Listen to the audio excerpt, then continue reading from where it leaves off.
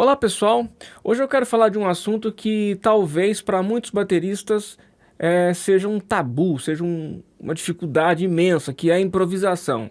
Talvez você tenha vontade de improvisar, você quer fazer um solo de bateria, mas você não consegue, tá bom? Então nesse vídeo eu quero trazer para você quatro segredos da improvisação na batera para você aplicar e já começar a colocar isso em prática, tá bom? Para você obter resultados melhores na improvisação, tá bom?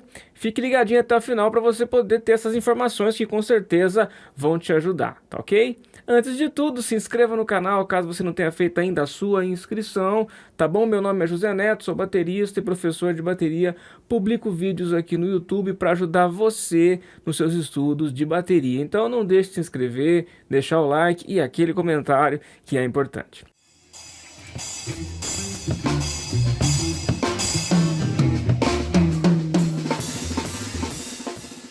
Esse primeiro segredo ele é mais teórico, tá bom? Os outros são mais práticos, mas vamos lá. Fique ligadinho que os quatro são importantíssimos e você juntando essas ideias você vai conseguir se soltar. Então o primeiro segredo é o seguinte, é uma frase que eu gosto de usar com os meus alunos, tá bom? O que você precisa entender sobre improvisação? Primeiro, saber usar o que você sabe, tá bom? Não fique achando que só improvisa quem é Dennis Chambers, só improvisa quem é Vinny Colaiuta, só improvisa quem é, enfim, Tony Royster Jr., só improvisa quem é baterista genial. Não, todos improvisam. Você improvisa em alguma coisa. Se você vai conversar com alguém, você vai na padaria para comprar pães, obviamente, né? Enfim, você improvisa o diálogo com a pessoa que está ali te atendendo. Você não vai lá com formalidade, você não lê um texto para pedir 5 pães na padaria. Você improvisa no diálogo, né? E nesse improviso de diálogo que você faz, você usa o que você sabe. O que você sabe? As palavras que você sabe. Por favor, moça, me vê 5 pãezinhos, tá certo? Você usa aquilo que você sabe falar, mesmo que você fale errado, ó. Por favor, me vê 5 pão aí. Erros de português, mas a pessoa entendeu o que você pediu e você, no seu improviso, você teve sucesso ali para aquilo que você precisava. Então na bateria, até as coisas que saem errado dentro do improviso faz parte do improviso e você precisa usar o que você sabe. Então o primeiro segredo é esse. Use aquilo que você sabe. O que você sabe? Qual rudimento você conhece? Qual técnica que você conhece? Porque as coisas só vão ficar boas no improviso e na música quando elas acontecerem naturalmente. Tá certo? Você não vai conseguir improvisar com aquilo que você não sabe fazer ainda. Vai ficar ruim, vai ficar uma porcaria. Tá certo? Dentro desse primeiro segredinho, ainda temos mais 3 ainda. Aguenta aí, os outros são mais práticos. Esse aqui é teórico. Aguenta aí, tá ok? Dentro desse segredo você precisa tirar essa formalidade do improviso, tá? A gente precisa separar o que é música para ser lida, música formal, música escrita, tá certo? Da música improvisada. A música escrita ela tem a rigidez da partitura, a disciplina da escrita, as interpretações que são colocadas na escrita que você deve seguir. Isso aí você tem que seguir religiosamente, não tem jeito. Se você toca na orquestra e você lê, você tem que tocar o que está escrito, não tem como improvisar. Não existe, né? Está escrito, tem que tocar o que está escrito. Música improvisada, aí vem a questão da intuição. O que você sente e o que você sabe, que é o que eu estou falando, saber usar o que sabe. Então se você fica ali tentando improvisar, pensando demais, você já não está improvisando. Você já imagina você chegar na padaria lá e você ficar pensando o que você vai falar para a moça, daquilo que você quer comprar. Você chega logo e vai direto ao ponto, você improvisa a sua fala e vai direto ao ponto. Na batera, se você ficar pensando demais, o negócio não vai fluir. Então esse é o nosso primeiro segredo. Vamos para o segundo segredo.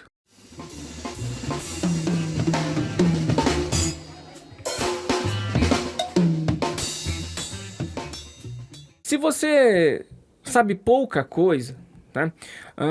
Você pode escolher um rudimento, por exemplo. Vamos escolher uma sequência de toques, que eu vou pegar aqui um grupo de notas que é bem legal, que é muito usado hoje em dia, a galera adora, que são as sextinas, tá? E a gente vai fazer as sextinas com toques duplos, tá? Double stroke na sextina. Primeiro vamos entender o que a gente vai usar. Isso aqui, ó.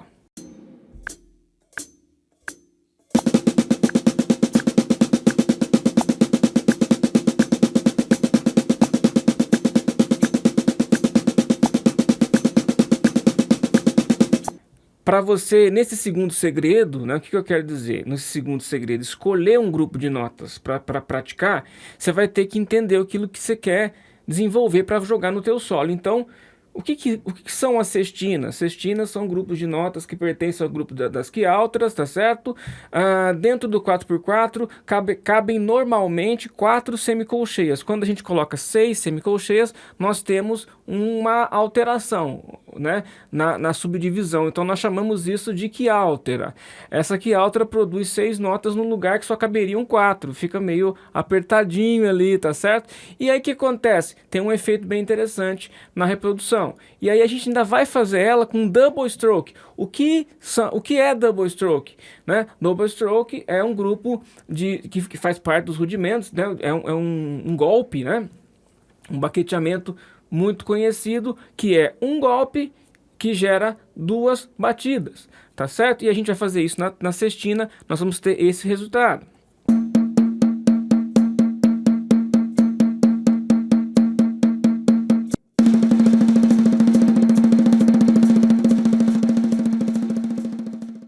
Na caixa e também nos tambores, né? Então você vai jogar isso para os tambores.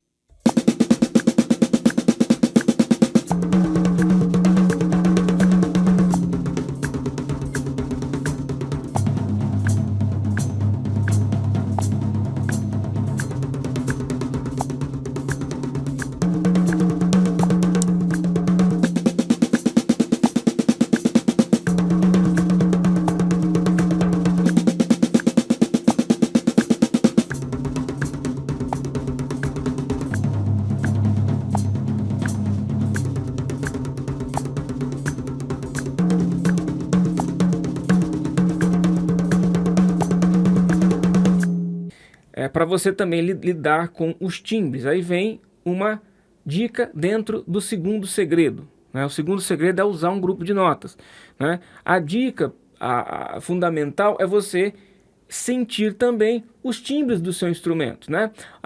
Eu gosto de usar exemplos práticos, né?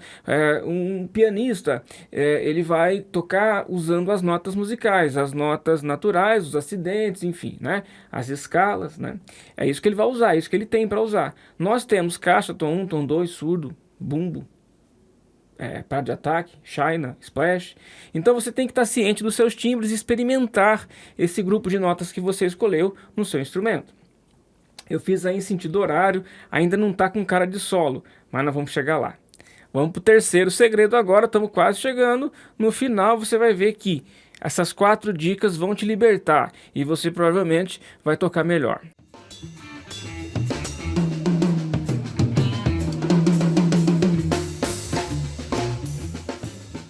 O terceiro segredo é o seguinte: você vai pegar esse grupo de notas que você escolheu, você vai dar sentido para ele. O que dá sentido para as notas, tá certo? As notas tocadas aleatoriamente são apenas notas, os toques, né? No nosso caso são toques, né? Porque você toca na caixa não dá, né, uma nota musical, é um toque, né? É uma coisa percutida, né? O que vai dar sentido para essas notas será a interpretação. Quando eu falo de interpretação, eu estou falando de dinâmica. Então, por exemplo, a gente pode fazer da seguinte forma: colocar notas fantasmas na mão esquerda, tá ok? E notas acentuadas na mão direita.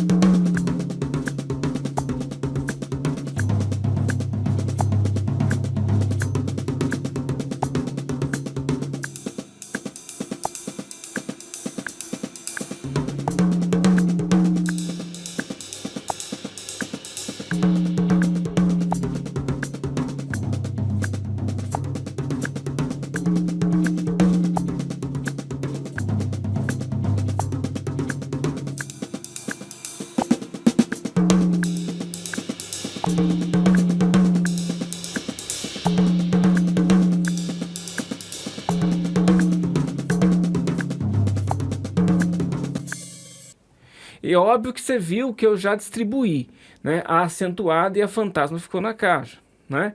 Então eu já comecei a dar sentido para a sextina. E isso é um ingrediente a mais na minha improvisação. É um temperinho a mais na minha improvisação. Tá certo? E aí, para ficar melhor ainda essa questão do sentido, a gente vai aplicando algumas ideias que não precisam funcionar como regra, mas que pode ser bem interessante. Por exemplo, essas notas fantasmas, Ghost Notes, elas vão soar melhores na caixa. Se você ficar fazendo nota fantasma nos tons, até que funciona, mas eu acredito que para esse tipo de efeito que a gente quer causar no grupo de notas, na caixa vai ficar melhor. Então, quando eu estiver fazendo esse grupo de notas passando pela caixa com a minha mão esquerda, eu vou fazer fantasma. Agora, quando eu saio da caixa e vou para os tons, mantendo a distribuição, até porque eu não vou ficar só surdo, caixa, tom 2, caixa, tom 1, caixa. Eu vou soltar a mão pro kit todo. Eu vou fazer normal. Então, quando eu estiver nos tambores, eu não faço nota fantasma. Quando eu estiver na caixa, eu faço nota fantasma. O nosso grupo de sextina vai ficando com mais sentido, né? Vai tendo mais sentido.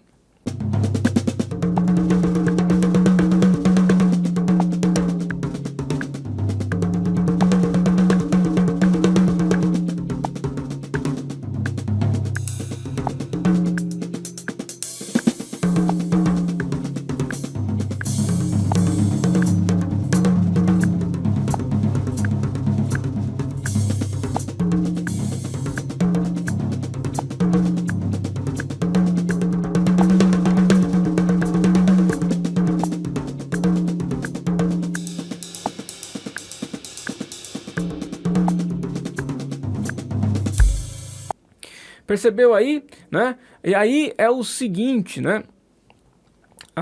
Vamos pro quarto passo já, aguenta aí. O quarto segredinho aí, né? Depois que você deu sentido para ela, você começou o processo de improvisação. Porque aí você está usando um grupo de notas, uma divisão musical, você está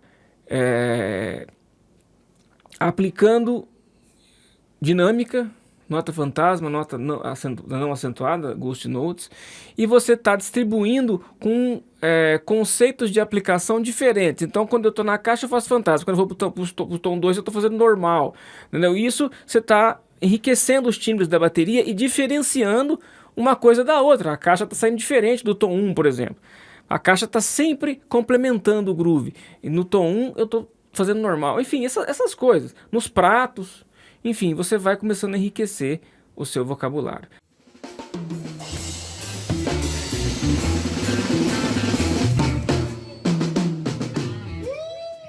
Tá? E aí o quarto e último segredo que vai, uma coisa puxa a outra. Uma coisa puxa a outra, tá certo? Saber usar o que sabe, escolher um grupo de notas e dar sentido para esse grupo de notas, tá certo? Esses são os 3 primeiros. O quarto é aonde você vai experimentar isso com alguma aplicação musical. Então, um exercício que ajuda muito na improvisação é mesclar com groove. Eu fiz uma dica uns dias atrás falando disso. A gente tem os 2 universos da aplicação prática. Aquilo que é premeditado e aquilo que não é premeditado, aquilo que é programado e aquilo que não é programado, aquilo que é escrito e aquilo que não é escrito, aquilo que é tocado religiosamente e aquilo que é tocado livremente, tá? São essas 2 coisas, né? Então você pode escolher um groove, faz lá uma quantidade de compassos e depois você improvisa aplicando o grupo de notas que você escolheu e o sentido que você deu para essas notas. O sentido está relacionado com a dinâmica e com os timbres. O grupo de notas, eu escolhi sextina, você pode escolher outra coisa, tá certo? E aí você vai aplicar pensando na primeira dica, sabendo usar o que sabe.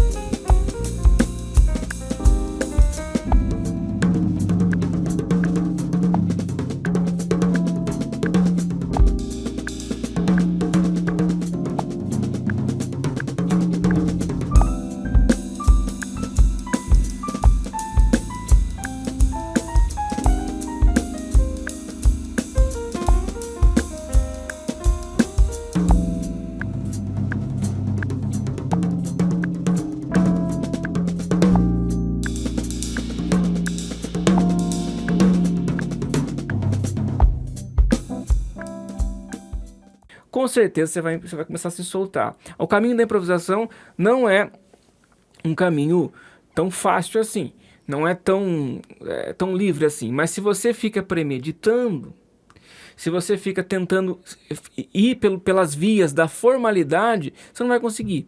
E eu não me considero um exímio improvisador. Eu gosto de improvisar, não é?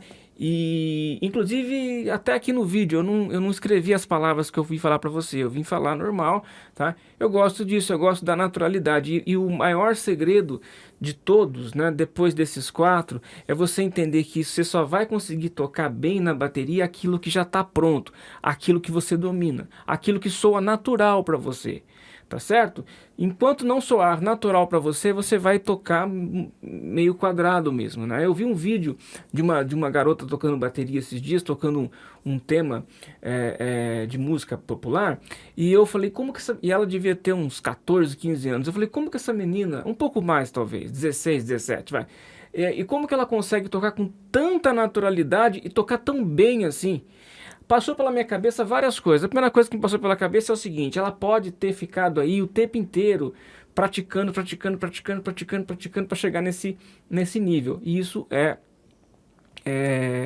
isso mesmo.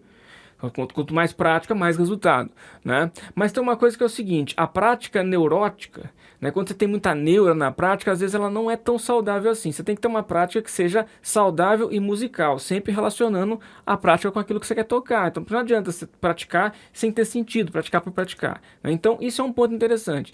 E a segunda coisa que me veio à cabeça é: ela só tá tocando bem desse jeito aí porque o que ela tá fazendo ali tá super natural para ela. Ela tá sabendo usar o que ela sabe.